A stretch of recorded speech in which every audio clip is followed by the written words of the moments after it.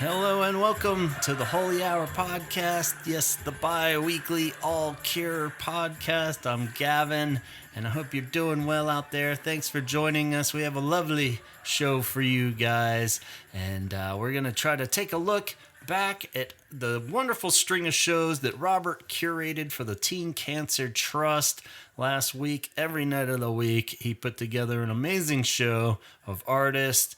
And we'll try to, I wasn't there, but I'm going to try to piece together everything I had about each night that I could scrounge up for you guys and try to talk about some of the build-up, too, that we've been having. So this has been going on a long time. It got announced last year that he was picked to curate the shows, pick all the bands, and tickets went on sale last December to go to these shows. So it's been quite a build-up.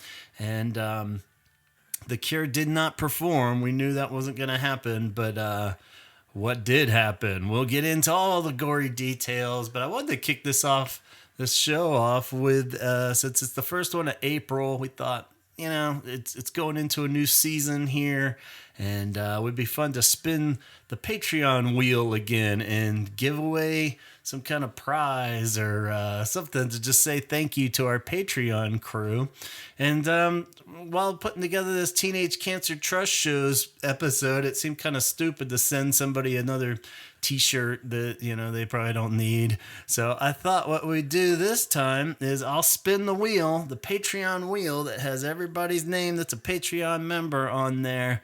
And whoever it lands on, I will donate to the Teenage Cancer Trust on your behalf. So we'll just say a gift from this Patreon member to the Teenage Cancer Trust. What do you say? Seems like the right thing to do, right? So let's give it a spin. We're going to pull up the Patreon wheel. We got everybody on there, international and domestic here in the U.S. I'm going to crank the headphones so maybe you could get some kind of sound of the wheel spinning from here, but we're not getting any sounds from the wheel, so you'll just have to take my word for it. It's spinning. Click, click, click, click, click. It's slowing down. Uh-oh, we're getting into the international support here, and we're landing on Matt Ford. All right, Matt Ford.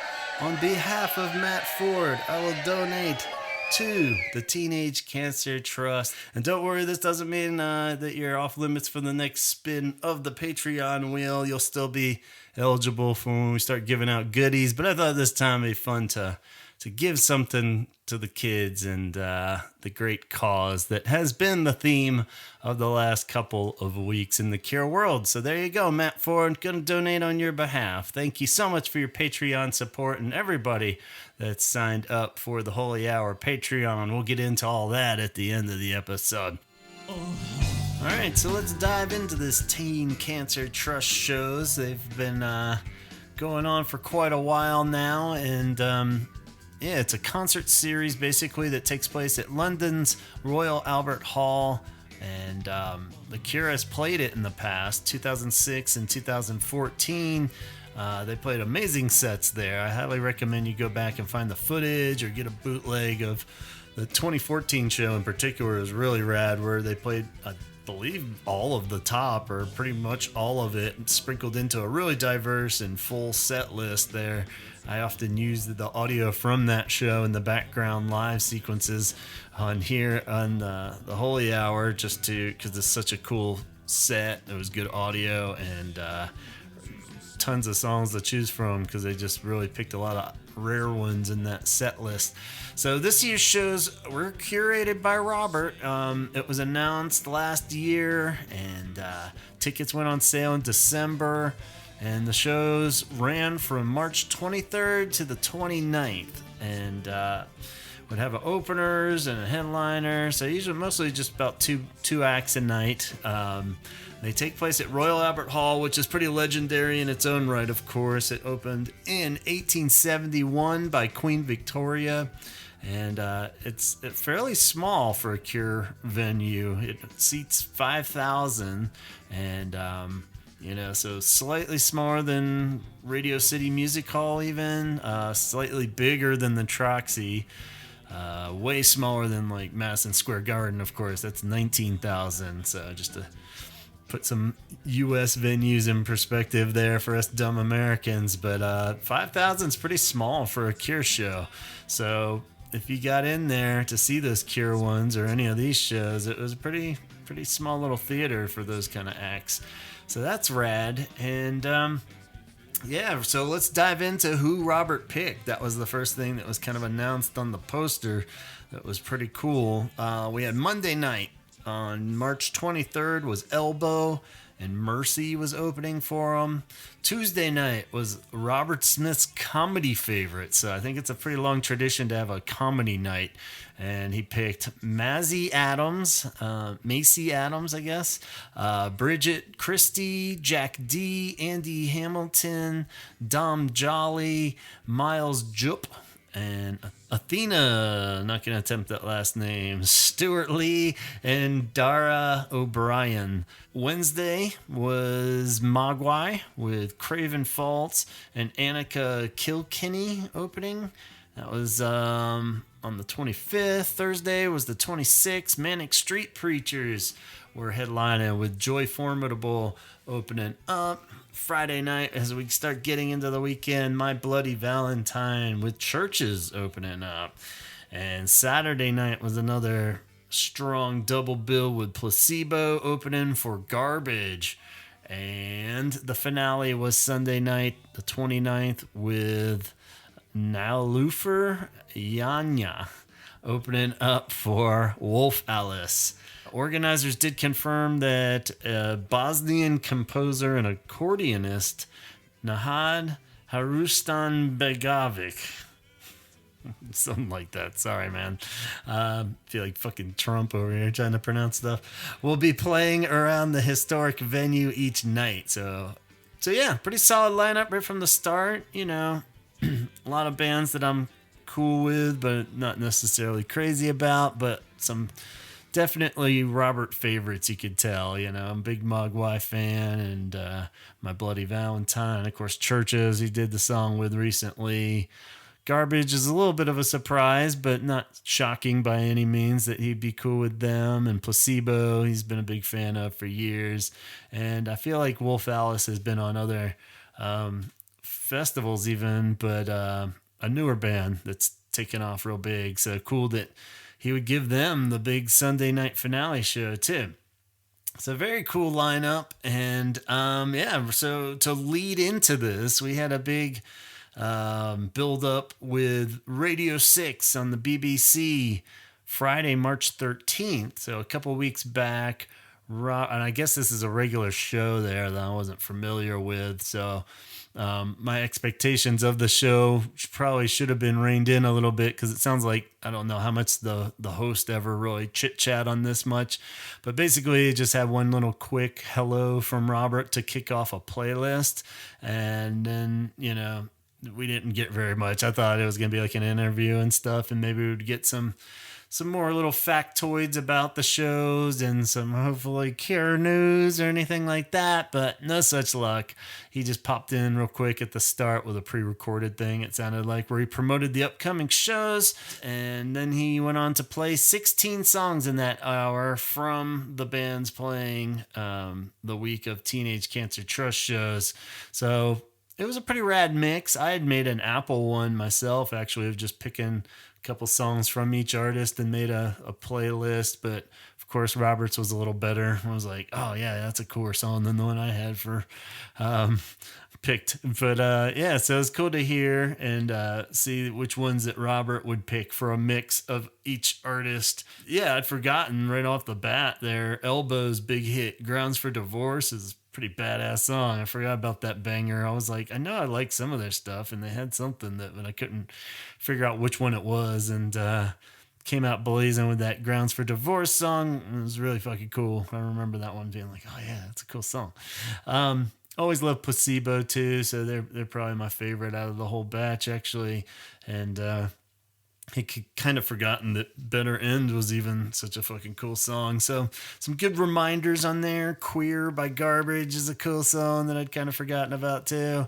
So But aside from the artist, he did throw in 3 extra songs that weren't related to bands playing. First one was Stork Suite, jazz ballad. So cool little instrumental jam there. And the second was a Cure song, actually. He played Treasure from Wild Mood Swings, which is a super underrated personal favorite. And yeah, so I wasn't really sure if that was a nod to Perry or Wild Mood Swings having a anniversary coming up this year very soon, actually, and or maybe a little bit of both. So a sweet song like that maybe just was the reasoning, but I'm not really sure why I picked that one. You know, part of me got excited for a split second. I'm saying, yes, bring this song back, and maybe it'll even make it into the festival set list, but doesn't seem like a festival set list kind of song as much as I would love it to be.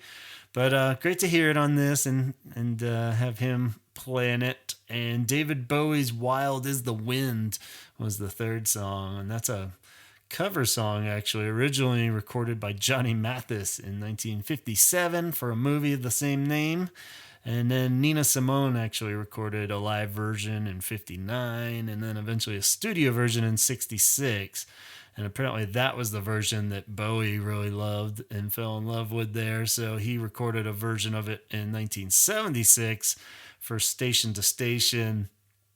And that album is actually turning 50 this year. So maybe there's some kind of reason for that, or he just likes anniversaries, or it's all just a big chance and he just likes that song. So who knows? But very cool. Little Bowie, little Cure, little jazz ballad. So on top of that, yeah, just songs from all the artists. So that was fun. It was cool to get that link there and listen to that in real time. So back to the Teenage Cancer Trust shows in general. So what the hell are these things exactly? Quick background. How long has this been going, you might wonder? Well, funny you should ask. Since 2000, they've been doing shows at the Royal Albert Hall, I think, making up, so about over 25 years now it's been going. And yeah, I think it was, doing stuff before, but having the shows at Royal Albert Hall started in 2000.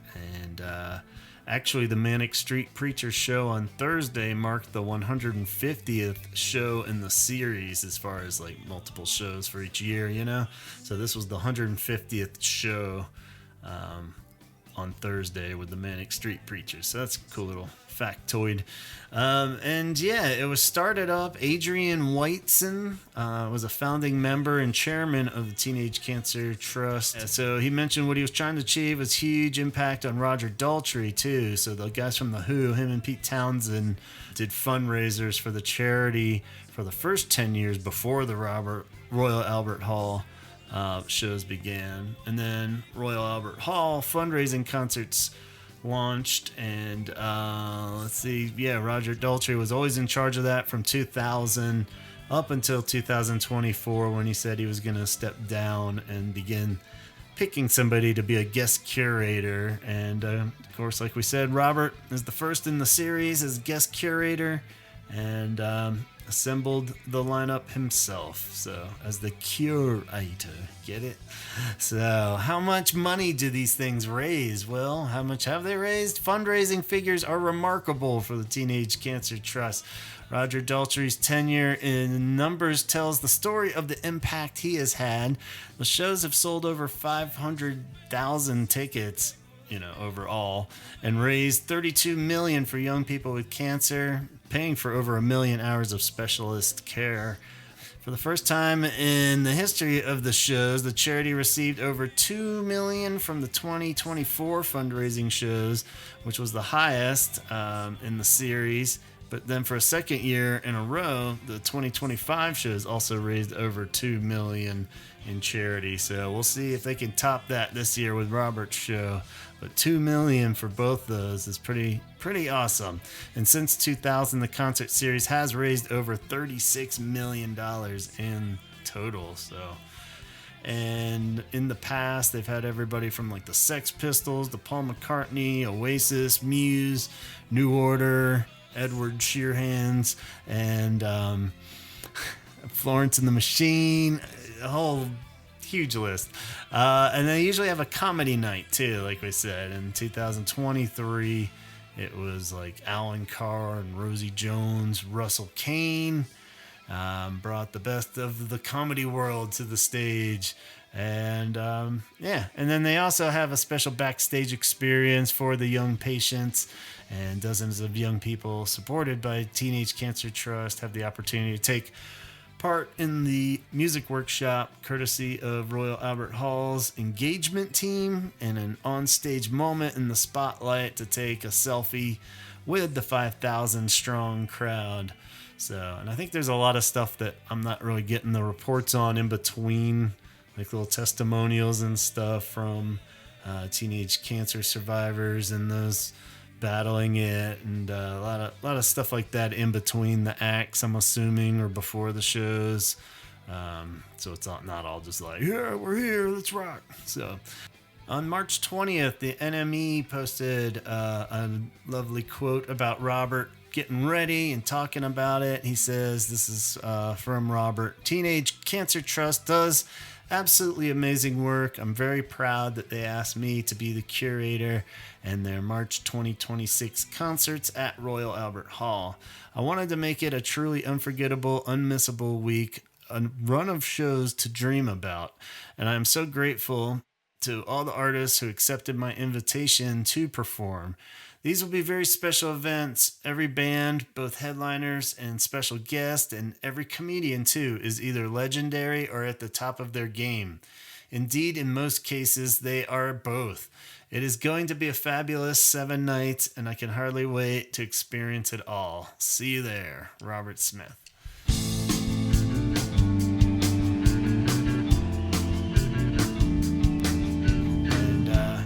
And in addition to getting all the shows ready, there was a cool announcement in NME as well on March 18th, written up by Liberty Dunworth, about the Good Energy exhibition. The collection is designed to capture the visceral sense of connection at live shows and the deep bond that artists build with their fans in these settings.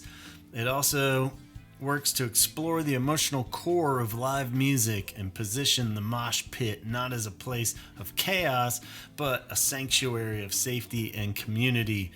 There are 21 limited silkscreen prints that will be on display, and the images have been personally selected by iconic acts, including the 1975 Geese Fontaines, DC, Wolf Alice, Youngblood, Nick Drake, Keane, Sex Pistols, Frank Carter, The Big Moon, The Snut, and Elbow, and many more. And as well as the prints on display at Royal Albert Hall, there will also be exclusive prints signed by the artist on sale too, with all money raised from there going towards Teenage Cancer Trust. And you can check out the website for that, teenagecancertrust.org. You can find where you can try to order those. The Cure one unfortunately sold out like the day this article posted. It was a really cool Andy Vella picture of them playing live. You could see it online, but I don't know if they'll bring back more prints or what, but that one sold pretty fast. But you can still see the images and stuff there. Another pic by Andy Vella, actually, from the iconic Boys Don't Cry photo shoot, is also repurposed for the main logo of the week's events. And we know that Andy Vella's been a long-time collaborator with The Cure, and also created some amazing art for each night's show for the gig posters for each act. And I'm not sure if those are for sale on the website or not, but I would recommend you go to vella.andy, his Instagram page, and you can see them if you hadn't seen them. I was trying to post some on our Instagram as they went, but for each act, they're kind of in the same vibe as the Curation box set with Anniversary, but definitely their own cool thing, and very, very talented and awesome as always from Andy Vella. So go check those out if you haven't seen them yet for each headlining act, and he did them for the support acts too, so pretty awesome. There was also a live stream of, I don't know if it was all the nights, but it was basically like you had to donate and subscribe kind of thing. So I don't know if you can still do that after the fact or what, but there's also a lot of YouTube clips are starting to pop up now that it has concluded, just fan camera phone videos and stuff. So whoever your favorite act was, you should be able to find at least a song or two from them from these shows. So what do you say we go night by night and see what we could scrounge up for each act? Cool?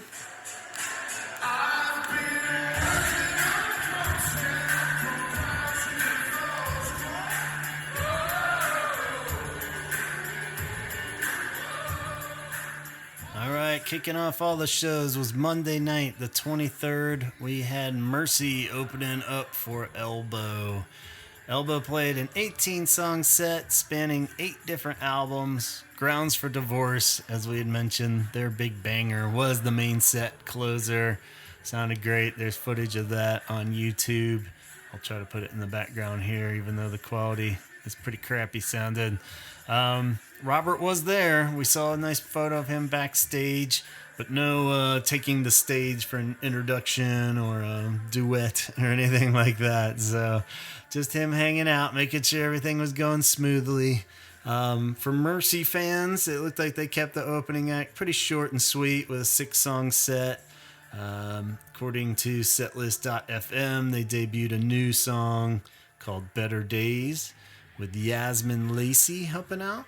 So, not sure what any of that is, but pretty cool if you're a Mercy fan. So, yeah, it looked like a good show. Good way to kick it off there as it went into comedy then. So, a Tuesday night seems like a good night to do the comedy night. And so, Robert Smith's handpicked comedy favorites, like we said, Maisie Adam, Bridget Christie, Jack D, Andy Hamilton, Dom Jolly, Miles Jupp, Athena, Stuart Lee, and Dara O'Brien. So yeah, pretty diverse lineup, even though they all sounded like they're at least UK. But yeah, just a wide range of guys and gals and everything in between. I didn't really know too much about any of these. Actually didn't know anything about any of these. I did look them all up just to get at least a couple jokes from some of their comedy, and they all got a few chuckles out of me for sure. We all know Robert has a great sense of humor, but this is a little hard to picture him just like sitting in the little box seats, just like cackling, laughing all night, so who knows? And I don't know how many Robert references came up or anything. I mean, that's a weird comedy gig to have. Like, you can't really joke about cancer, and you can't really just talk about the dude that curated it all. So who knows? I really don't know how any of that went, but I'm sure it was a blast. They all seemed like professionals. Definitely fucked up my YouTube algorithm by looking all these comedians up. So now I'm getting all kinds of weird comedy shit popping up on my algorithm. So I did see a picture of Dom Jolly actually came out dressed as Robert, sort of, with a stack of papers in his hands. And it looked like it said "My Poem 5 Million" on it. So I don't know if that means my 5 million poems or what. So yeah, I wasn't really sure what that was all about, or if he's like mocking Robert or something, So I was a little like, ugh, at first, but it made a little more sense the more I dug in. I initially saw on the Cure Forever Facebook page, somebody had asked, did he tell the story about being involved with Robert's car door getting taken off? I didn't see anybody follow up with that, so I don't know what that story is there, but hopefully he told it, and that'd be pretty funny to hear how that all went, and I'm assuming he's still in good terms with Robert if he got picked for this. But yeah, apparently this dude, though, I tried to dig into him a little more after seeing that he dressed up as Robert and found a pretty funny clip, actually. It was from a show called World Shut Your Mouth, which I'm not familiar with. It looked like maybe like a prank kind of show where they just mess with people hanging out in parks, it looked like. But the clip was called Depressed Goth. I don't know if that's what it's officially called or just the person that uploaded it called that. But basically, he's not supposed to be Robert, but he's just like a goth dude that comes staggering out of the woods.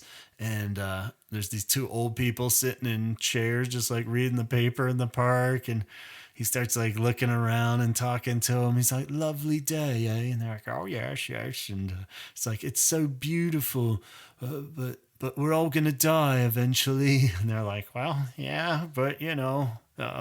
So, but then he's like, "It just makes me sad that it's so beautiful, but we're all gonna die and all this." And then the old people are like, "Well, you should branch out, try to think of happier things." And he's like, "But I don't want to. It kind of makes me happy to be so unhappy." So there's a lot of that kind of shit, but it was pretty funny. I'll try to find the clip and put it on our Facebook too. And they're like, "Well, how did you get along in school?" He's like, "Oh, I was savagely beaten.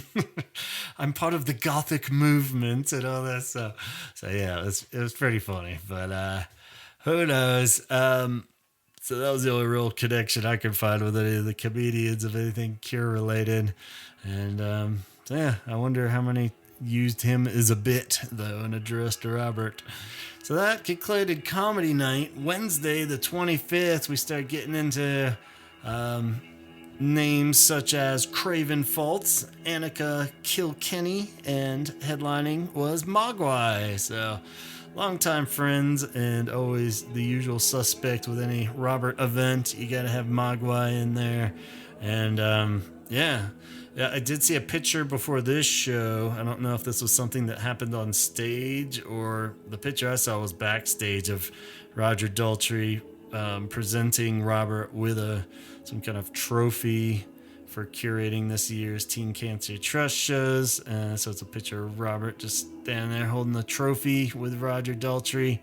And yeah, so I'll try to post that picture too. But it seemed like a nice little award for curating it, I guess. I don't know, he caught award, but so yeah, unfortunately no scoop on Annika's set. Like I said, she was one that when I started digging into these, I actually liked. It's a bit poppy, but still just kind of cool, kind of female vocalist that I don't know. I liked her songs, so I'll be checking out her stuff more.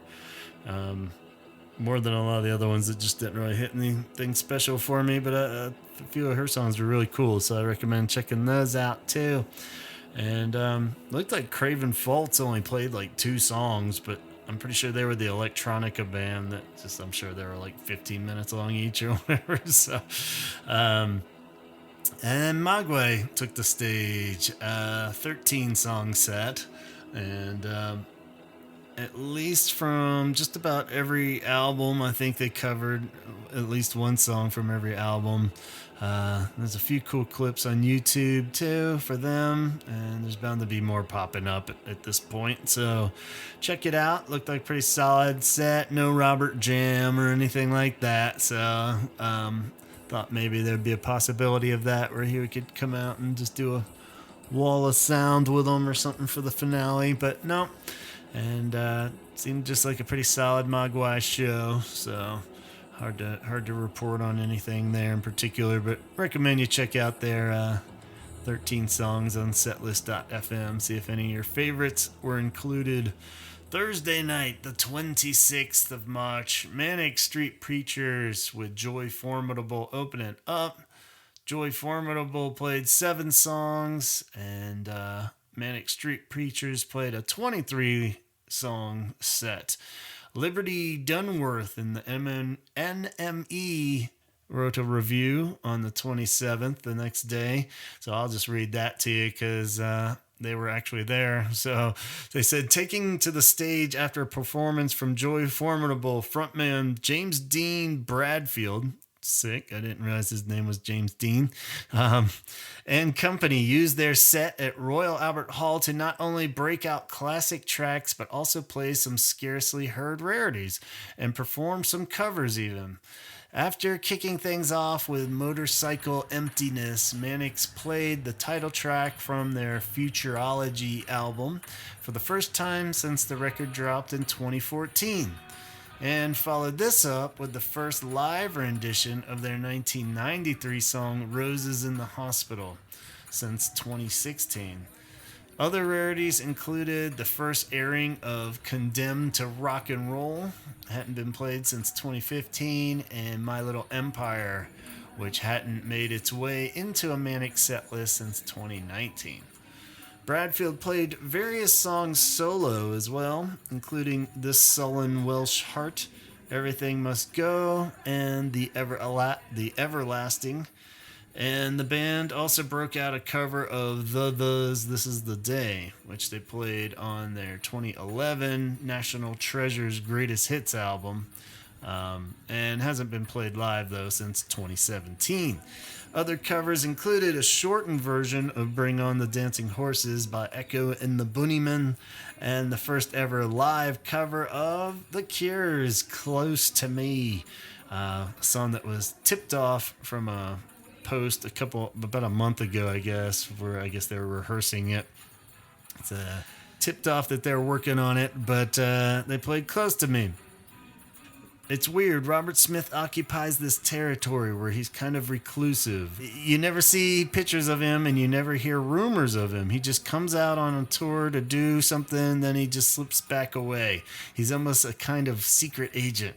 It's almost like he's in the witness protection scheme. I love how he seems reclusive, but without any of the drama that you would traditionally attach to that. So, very cool and nice compliment, I guess, to Robert, that he slips out and doesn't fuck around and just does what he's got to do and then goes back in and sticks to himself. So, very, very cool. The cover of Close to Me, it's pretty solid. I'm not sure. They didn't steer too far away from it, so I feel like it's a solid cover. If you like Manic Street Preachers, you would love that. So, Friday night, My Bloody Valentine, and Churches actually opening up for them. That was cool. Churches took the opener slot, and they played 7 songs in their set, with Asking for a Friend, followed by the live debut of Lullabies and Nightmares. Those are 2 separate songs. Then they played How Not to Drown. Sadly, Robert did not jump up on the stage and grab a mic for that one, but they nailed it nonetheless, before singing Con Man, which I believe is a new song. Lauren Mayberry said, "I promise I'm not just inside watching telly all the time. We have been making a new record, and we thought since this is a special night, we would play something off that record for you guys. So be kind to us. We've never played this in front of human beings before." So, new song debuted, Con Man, and from what I heard, it sounded pretty cool.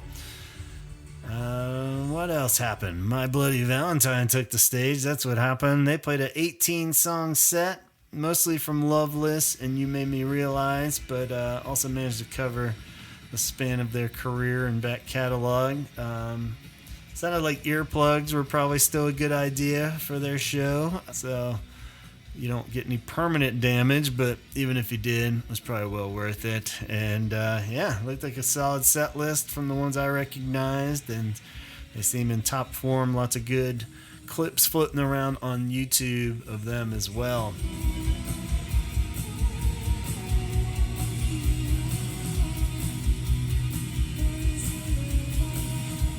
Saturday night, we had Placebo kicking things off with a stripped back set. Just a lot of different arrangements, maybe no drums on a few even, and acoustic guitars more.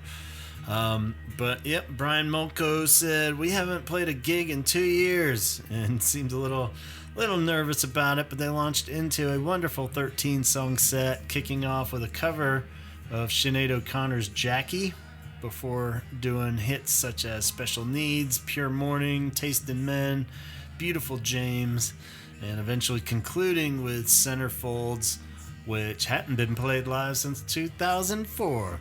And a lot of those songs seem to be kind of reworked, as I was saying, for this stripped back idea. Not sure if they've lost members or what their current situation is, but even Pure Morning sounded a bit different on the audio clip that I heard. So, but that all sounded really cool. So diehard fans definitely go comb through the YouTube files and see what you think. And hopefully we'll get more Placebo in the future here and touring. So yeah, some cool variants on old favorites.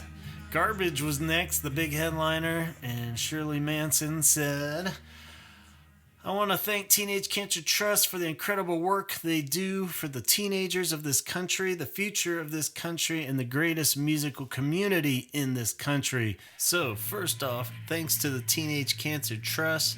Thank you to each and every one of you who has supported this whole week of concerts.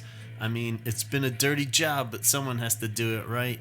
We are so thrilled and honored to be a part of this incredible week of curation by the great Robert Smith.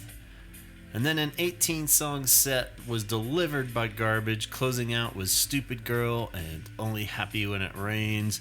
And it sounded like she had some really cool positive things to say between many of the songs, but just kept it rolling and showed that they still have what it takes after all these years, and a great set.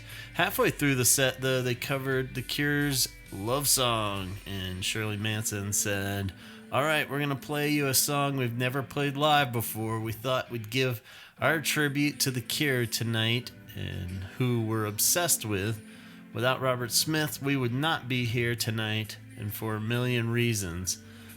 We have been so moved by The Cure's music, and so we worked this song up as a tribute to them."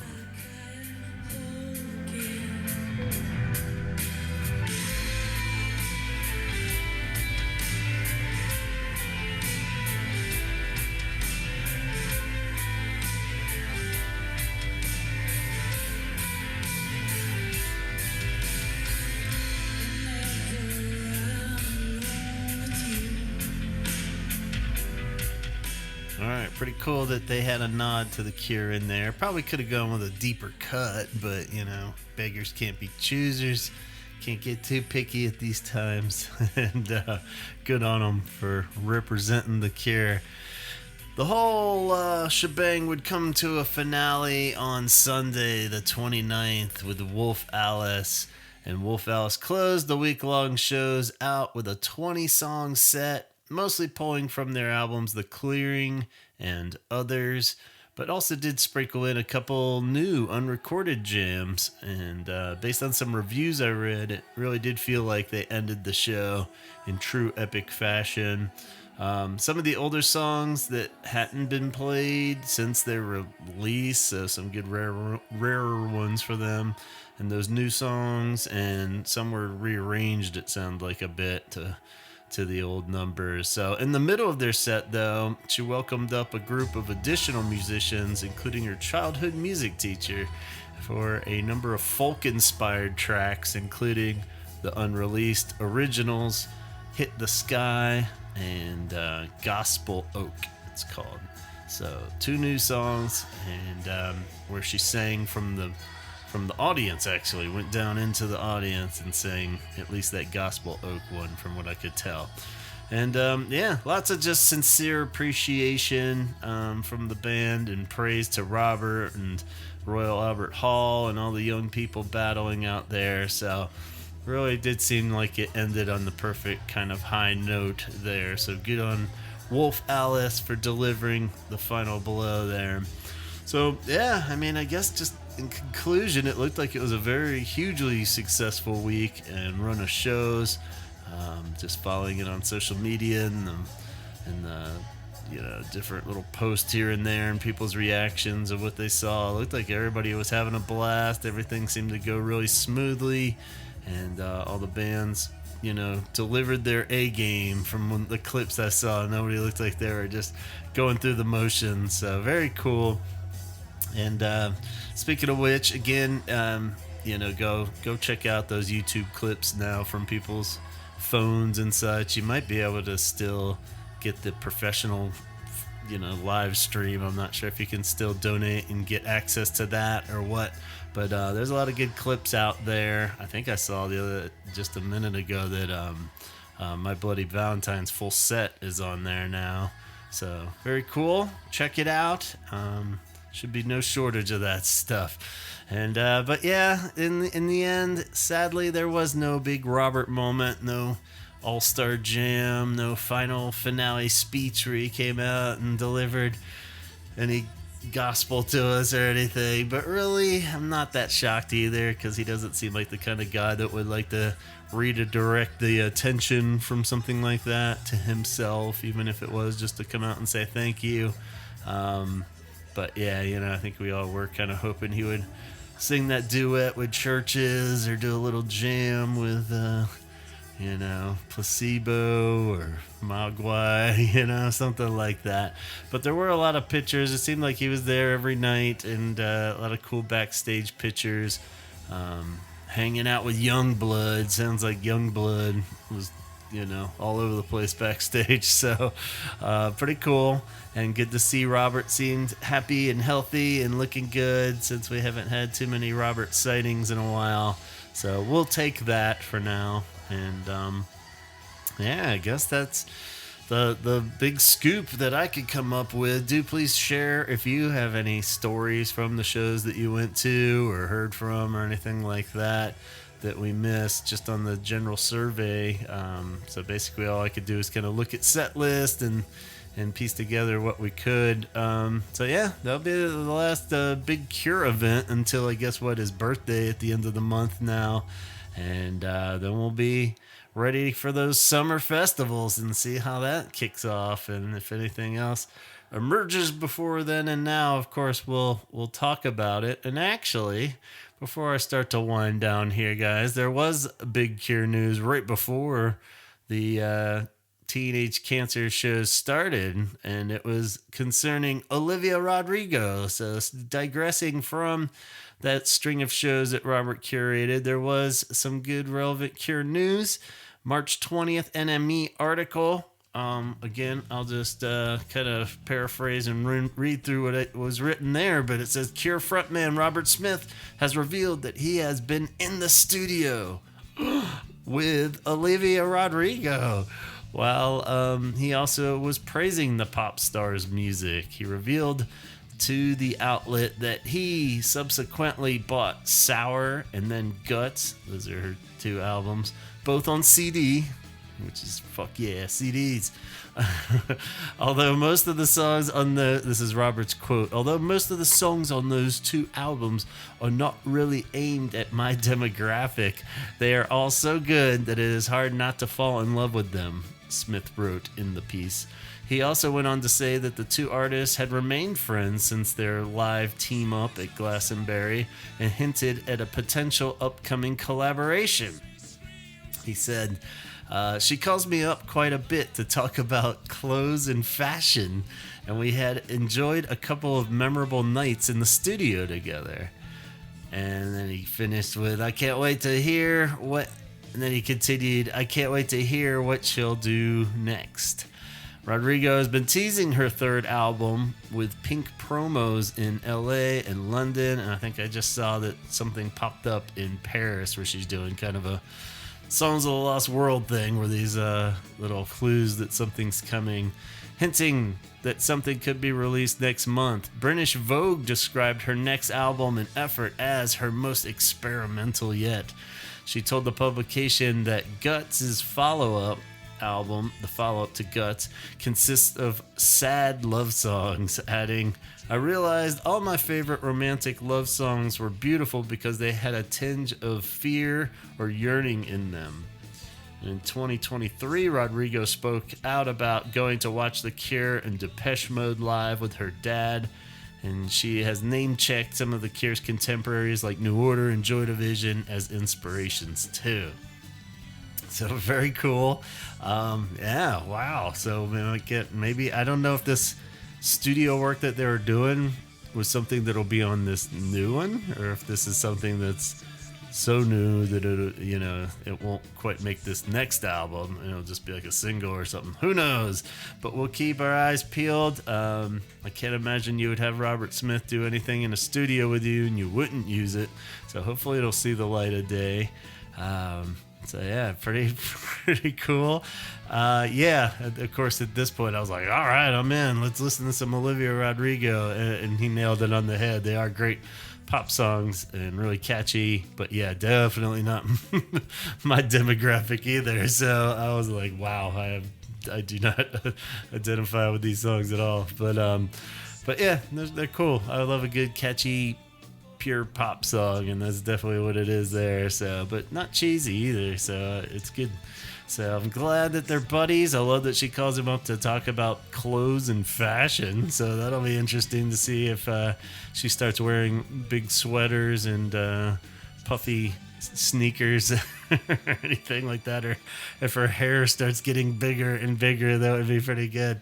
But yeah, it sounds like he's influencing her on the sad love songs angle for the new album. So maybe instead of winning her fans over to the Cure, all the Cure fans now are getting won over to Olivia. So we'll see. Time will tell on that one, but I think that's pretty adorable that they are buddies still and helping each other out. So who knows? Weirder things have happened, but that's unfortunately the biggest actual update too that we got outside of just all these shows being successful and the band's really crushing it and sounding good. So we will start to wrap up there. It'll be a shorter episode, but that last one was pretty long, right? You'll forgive me for losing a few minutes here.